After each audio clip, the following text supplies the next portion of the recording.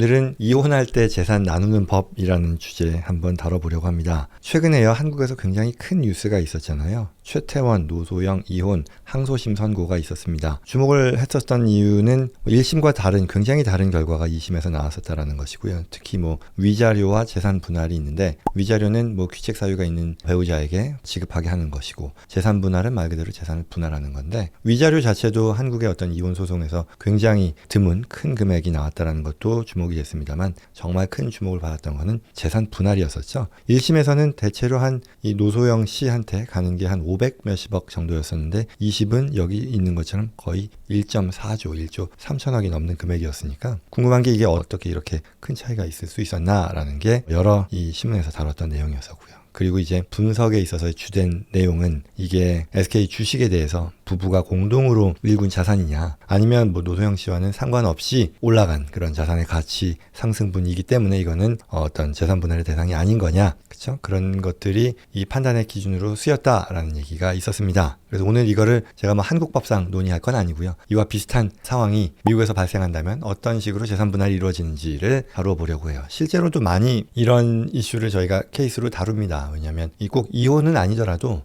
우리가 트러스트를 만들거나 아니면 자산을 증여하고 매매하는 데 있어서 이 소유권을 조인트 테넌시다, 프로퍼티, 커뮤니티 프로퍼티다 이런 걸 하는 게 잘못된 개념을 가지고 이 소유권을 정하는 경우들이 종종 있더라. 그래서 오늘은 그것도 같이 한번 살펴보려고 합니다. 여기 지금 나와 있는 그 그림은요, 미국의 거부들도 한국만이 아니죠. 한국에 비할 바가 아니죠. 훨씬 더 어마어마한 거부들이 이혼을 하는 것들이 항상 신문지상의 큰 뉴스로 다루어지죠. 유명하죠. 지금 사진은 빌 게이츠가 이혼을 했을 때 1.8 빌리언에 대한 자산을 얘기를 했었고요. 또 그거 말고도 아마존의 제프 베조스 나오죠. 그리고 여기 케빈 커스트너네요. 그리고 영화배우 조니 뎁인데요. 이런 사람들의 이혼과 관련된 뉴스가 굉장히 크게 다루어지곤 하죠. 결국 거기서의 또한 포인트 중에 하나는 어떻게 이들의 자산이 배분되는지가 큰 뉴스이더라라는 얘기입니다.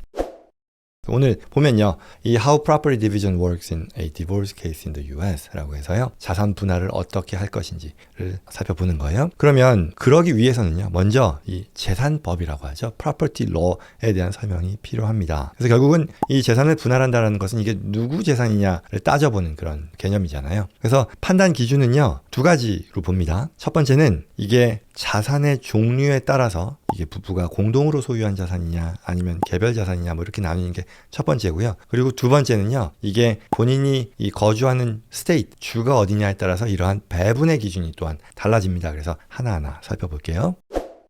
먼저 첫 번째는요, 종류에 따른 구분이에요. 그래서 자산을 우리가 크게 부부 간의 공동 자산이냐 아니냐라는 관점에서 두 종류로 나뉘는데요. 첫 번째는요, marital property라고 해가지고요, 이걸 community property라고 부르기도 합니다. 아무튼 부부가 혼인 이후에, 결혼을 한 이후에 취득한 자산을 marital property라고 하는데요. 그리고 다른 어떤 컨셉으로서는 separate property가 있죠. 결혼 이전에 취득한 자산은 separate property라고 하고요. 또는 혼인 이후에라 해도, 결혼 생활 중에 취득한 자산이라 해도 일방의 부모나 이런 가족으로부터 증여를 받거나 상속받는 자산이 있다면 이거 역시도 separate property로 부르게 됩니다. 그리고 앞서 말씀드린 것처럼 이 marital property는 주에 따라서, 상황에 따라서는 community property라고도 불러요. 결국 이게 두 종류는 아닌데, marital property slash community property, 얘는 뭐가 있을까요? 예를 들어 혼인 이후에 우리가 얻게 된 소득이라던가, 아니면 부동산 자산, 혼인 이후에 취득한 부동산이라던가, 금융자산이라던가, 부채, 모든 것들이 해당이 되는 것이고요. 그리고 중요한 것은요, 이게 결혼 생활 동안에는 문제가 될 게 없는데, 이혼을 할 경우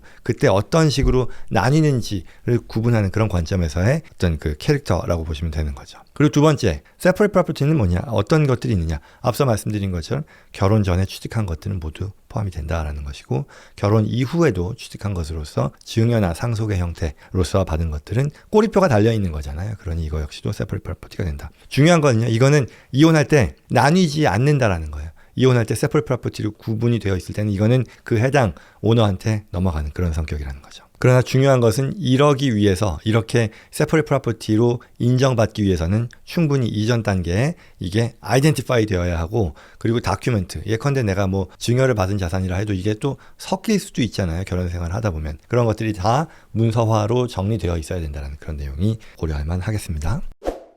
자, 그럼 이제 두 번째로요. 이게 내가 거주한 주가 어디냐에 따라서 자산이 어떻게 또 디스트리뷰트 되는지가 결정된다 그랬잖아요. 그래서 크게 봐서 두 가지로 나뉘어요. 미국의 전체 이 50개 주를 구분을 하는 것이요. 커뮤니티 프로퍼티 스테이트라는 것과 그리고 에퀴터블 디스트리뷰션 스테이트로 나뉩니다. 두 개가 어떤 내용인지를 각각 보면요.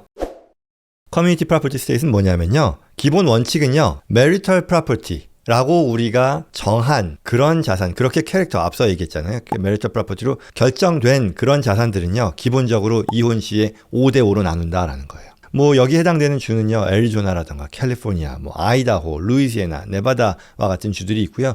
대체로 한 10몇 개의 주가 있어요. 그래서 특징은요, 기본적으로 혼인 시기에 취득한 자산에 대해서는 equal ownership, 동등한 어떤 소유권, 지분을 갖고 있다라는 거죠.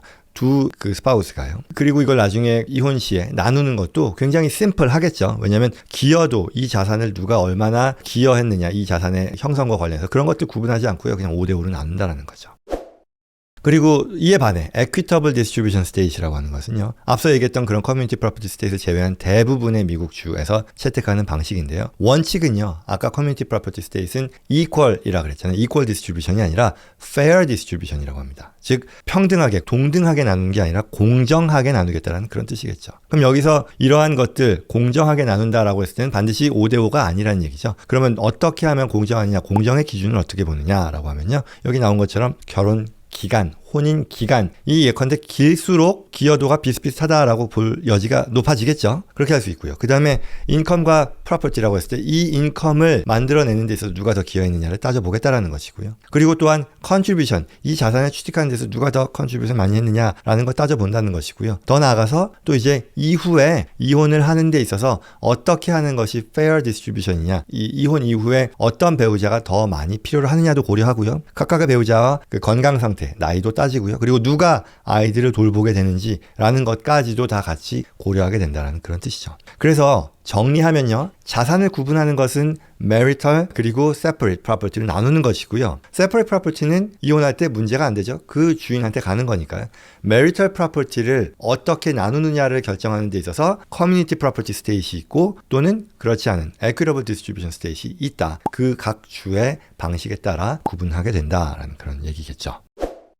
그래서 이제 이걸 어떤 식으로 구분이 되는지 또는 어떻게 디비전이 되는지에 대한 거를 하나하나 스텝 바이 스텝으로 따져본다면요. 우선 부부의 전체 자산과 부채를 따져보게 되겠죠. 어떤 것들이 있는지를 확인을 하고요. 그리고 그 각각의 자산들이 marital property인지 또는 separate property인지를 그 캐릭터를 우리가 정하게 될 겁니다. 그렇게 되면 그 뒤에는 어떻게 될까요? separate property는 중요한 게 아니라 그랬죠. 왜냐하면 어차피 그 오너가 한 명이니까 그 오너한테 갈 테니. 그럼 이 marital property를 나누는 데 있어서 그 전에 일단 당연히 그 프로퍼티의 밸류에이션도 필요하겠죠. 왜냐하면 뭐 세퍼레이트는 말할 것도 없이 그냥 알아서 가져가는 거니까 상관없지만 marital property는 이걸 자산을 반으로 나눌 수도 있지만 그렇지 못한 경우에는 또 자산을 또 그 밸류에 해당하는 그 자산만큼을 다른 자산으로 주는 경우도 있을 테니 그러기 위해서는 해당 이 marital property의 밸류가 어떻게 되는지를 산정하는 것도 굉장히 중요할 테니까요. 그 뒤에 이제 디비전 하는 거, 이제 디바이드를 하는 데 있어서 앞서 얘기했던 커뮤니티 프로퍼티 스테이트과 에퀴터블 디스트리뷰션 스테이트의 구분으로 나뉘게 된다라는 그런 얘기였죠.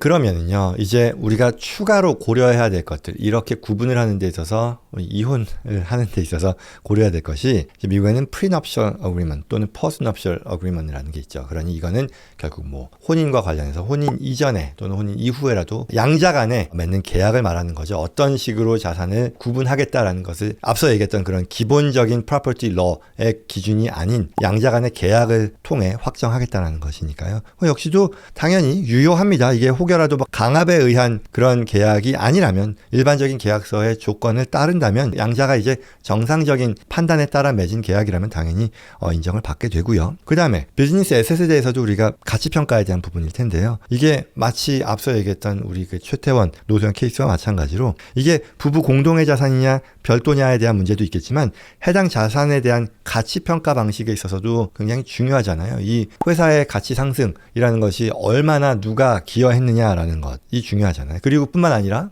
이게 반반이 아니라 내가 얼마만큼 기여했는지에 따라 배분이 결정이 될 수 있으니까. 그렇죠? 마찬가지로 자산뿐만 아니라 이 부채에 있어서도 이러한 가치평가는 똑같이 중요하다. 이게 특히 이혼 과정에서 우리가 따져보게 되는 그런 주요 사항이다라는 말씀 드렸습니다. 그 밖에 또 이제 뭐가 있냐면요. 궁금하게 생각하는 것 중에 그래 그러면 아까 커뮤니티 프로퍼티 스테이시 있고 그렇지 않은 에퀴터블 디스트리뷰션 스테이시 있다고 했는데 그러면 이거는 이 구분은 해당 자산이 위치한 지역을 따르는 것인지 아니면 그 이혼 시기에 나의 거주지, 나와 내 배우자의 거주지 스테이트를 지금 지칭하는 것인지 궁금할 수 있잖아요. 그에 대한 답은요. 거주지를 말합니다. 그러니까 이 에퀴터블 적용이냐 커뮤니티 적용이냐라는 판단하는 것은 해당 자산의 위치가 아니라 나의 거주지를 따른다라는 거죠. 예컨대 내가 캘리포니아에서 오래 살다가요. 뉴욕으로 옮겨갔어요. 캘리포니아는 커뮤니티 프로퍼티 스테이트이고 뉴욕은 그렇지 않죠. 그래서 뉴욕에 옮겨가서 뉴욕의 거주자가 됐다라고 치죠. 그러면 해당 자산이 캘리포니아에 있다 하더라도요.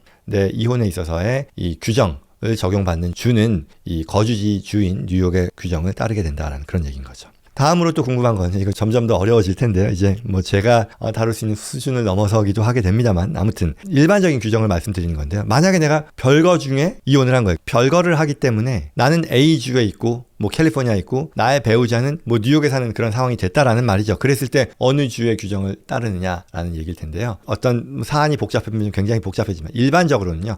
소송을 제기한 배우자가 거주하는 주를 따르게 된다.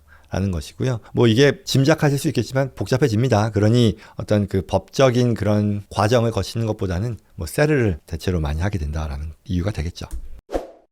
자, 마지막으로요. 그러면 만약 이 해당 소송이요. 최태원 노소영 소송이 캘리포니아에서 발생했다면 어떻게 됐었을까요? 라는 걸 그냥 좀 보자면요. 뭐 당연한 얘기겠지만 먼저 자산을 구분하는 것부터 시작됐을 겁니다. 이게 말하자면 해당 자산이 공동자산이냐 아니면 개별자산이냐. 공동자산이라는 것은 앞서 얘기한 것처럼 이 결혼 이후에 취득한 자산이잖아요. 그러면 여기서의 이슈는 이거였던 것 같아요. 이 해당 건에 있어서 이슈는 자금 지원을 예전 그 노태우 전 대통령으로부터 뭐 300억 원의 뭐 비자금, 300억 원이 좀 넘는 금액이었나요? 아무튼 그 큰 금액의 비자금을 사위에게 뭐 지급했다? 뭐 이런 식의 얘기가 있었단 말이에요. 그리고 나서 또 하나는 이 SK가 이후에 아주 급격한 성장을 하는 데 있어서 대통령의 어떤 그 권한을 알게 모르게 활용해서 방패막이가 되어줬다라는 이런 얘기가 있었잖아요. 그래서 첫 번째 주요 이슈는 이거였을 것 같아요. SK 주식이라는 것을 이걸 공동자산으로 볼 수 있을지 아닐지에 대한 거예요. 앞서 얘기한 것처럼 장인의 자금이 이런저런 M&A 과정에서 이 취득 자금으로 사용되었다라는 거죠. 그러면 이거는 결혼 시기 이후에 취득된 것으로서 또한 아무리 못하게 봐도 공동자산 아니겠느냐. 또는 더 과감하게 본다 그러면 이것은 장인이니까 딸 쪽의 부모로부터 딸이 받은 증여로 간주할 수 있을까요? 글쎄요. 아무튼 어떻게 보건 간에 분쟁의 대상이 될 수 있을 것이고요. 그리고 또한 이게 공동자산이냐 아니냐로 따져볼 수 있을 거예요. 물론 뭐 여기서 이제 한국 뉴스를 보다 보면 정경유착의 어떤 반증인이 이게 뭐냐. 이게 뭐 개인 사유재산이 아니라 오히려 이런 것들을 2심 재판부가 인정했다라는 것은 뭐 개인의 사유재산 이전에 근원이 되는 것이 어떤 부정한 불법 자금이기 때문에 이 자체를 국가가 가져가야 하는 그런 문제까지로 나가야 되는 거 아니냐는 얘기도 합니다만 오늘 제가 그 얘기를 하려는 부분은 전혀 아니니까 뭐 이거는 그냥 뭐 장인이 몰래 준 사위에게 지급한 어떤 비즈니스 자금 뭐 이런 정도로 볼 수가 있겠죠. 그럼 이제 두 번째로요. 복잡한 사안으로 이슈는요. 가치의 상승분에 대해서도 우리가 얘기할 수 있을 거예요. 그러니까 이 가치가 상승했다는 것은 받은 게 뭐 한 1990년대 초라고 하죠. 그러면 그 이후에 가치가 올라간 데 대해서 이게 부부가 얼마만큼 각각 컨트리뷰트 했느냐, 기여했느냐에 대해서도 평가가 되는 거잖아요. 커뮤니티 프로퍼티 스테이트, 캘리포니아에서 발생했으니까 이 경우라고 본다면 5대5로 나눈다라고 할 수 있겠고요. 그렇지 않고 이 equitable distribution state이었었다라고 하면 각각이 기여한 바에 대한 걸 따져보는 게 되지 않습니까? 그런데 캘리포니아이기 때문에 뭐 쉽게 5대5라고 볼 수도 있겠습니다만 그렇지는 않고요. 이 비즈니스 가치를 평가하는 데 있어서는 캘리포니아도요 좀 유니크한 방식이 있습니다. 그게 뭐 전문적으로 뭐 페레이라 방식, 뭐 벤캠 방식이 있는데요. 뭐 이걸 얘기할 필요는 없을 것이고요. 어찌됐건 기여분에 대한 것을 별도로 따져보게 된다라고 합니다. 결국 이 300억 원을 딸을 위해 사회에게 줬으니 이게 개별이냐 아니면 공동이냐라는 것을 평가하는 문제가 있을 것이고요.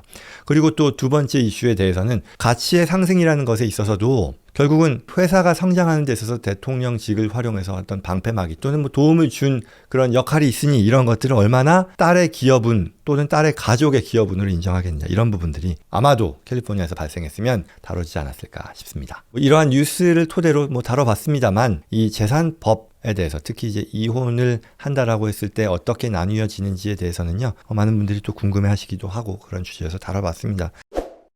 결국 정리라면요. 미국은 자산을 혼인 시기에 취득한 부부간 공동자산, 그리고 이전에 취득하거나 또는 일방의 가족으로부터 또는 타인으로부터 증여받거나 했었을 때에는 separate property에서 이렇게 나누는 것, 그리고 내가 거주하는 주가 어느 주냐에 따라 이 부부 공동자산을 어떻게 나누는지가 결정된다. 이게 이혼을 하는 데 있어서 기본적인 규정으로 적용되고, 그리고 이게 사안이 복잡해질 수 있는 그런 여지가 충분히 있으니 미리 준비하고 특히 다큐멘테이션 같은 것들이 다 구비되어 있어야겠다 하는 그런 정도의 내용으로 정리할 수 있겠습니다.